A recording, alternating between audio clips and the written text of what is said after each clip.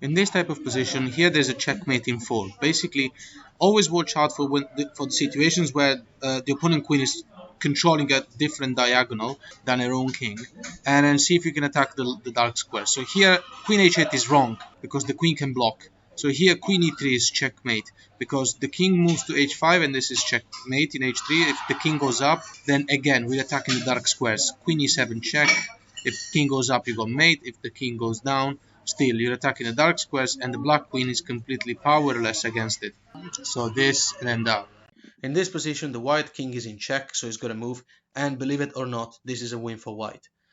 The king goes to f7, and in this position, the black queen has no checks available. From g8 should be taken, and same thing from any of these squares, of course. The king cannot move, so black will have to move the queen somewhere, and then the white queen will have access to the checkmate square. There could be a trick like queen f6, for example. Here you have to take with the king, obviously. Otherwise it's stalemate. So after king takes, and the king has got an available square. And then checkmate. In this position, the white player is down a pawn, but white wins this game because white plays an incredible move, which is queen d3. So always watch out for those situations where the opponent doesn't have a check.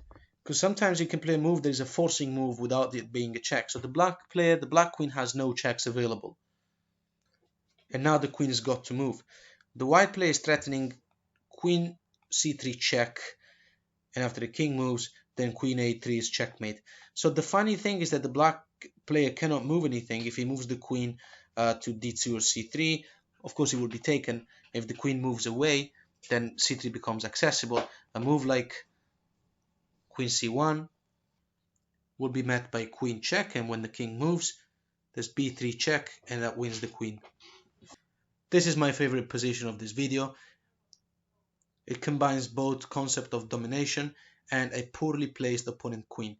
Right now the king is in check, so king f3 is the best move. So domination because this king is stopping the opponent king from going anywhere. Yes, this queen will have two squares, and if the king moves, looks like the worst move, of course. If the king moves, then queen check, and then king moves, and then again check. Queen cannot block. So if the king moves to h1, we've got a mate, and if the king moves to f1, we've got a mate in 2. So of course here now you might be wondering, okay, well of course the black player is not just going to move the king to one of these squares. That would be too stupid. But where can he move the queen then? The threat right now, though, is the discover check. So if the queen goes anywhere in one of the plenty of available squares, let's say queen c3 check, then you can move the king, and that comes with a discover check, and then the queen has access to g2. Any other check would have ended up pretty much the same way. So if the queen gives a check from f8, then you've got this check, and eventually checkmate. And even if the queen had gone to, let's say, well, foreseeing that the g2 square is the mating square, so let's say queen b2, stopping that, then king moves with check, queen cannot block, so after the king moves, you've got this mate. In this position, the trick is queen to g2 check. The queen just wants to go to the a file, basically. And after king to a3, queen check, and king to b2 to protect the queen, queen check. Well, if king goes to a2, then king to c2 wins, right? The queen can't move anywhere, and then the queen will have to abandon the checkmate square, basically.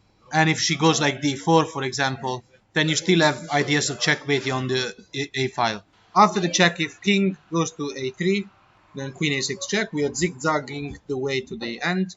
King to b2, check, king a3, check, king b2, and now queen check. We're getting closer and closer, and after the king is forced to go to a2 this time, king c2 once again.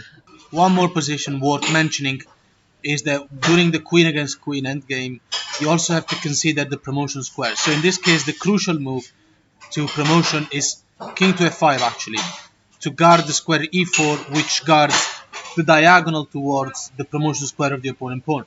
So after h4, e6, h3, 7, h2, and queen, and black makes a queen, now you have queen e4.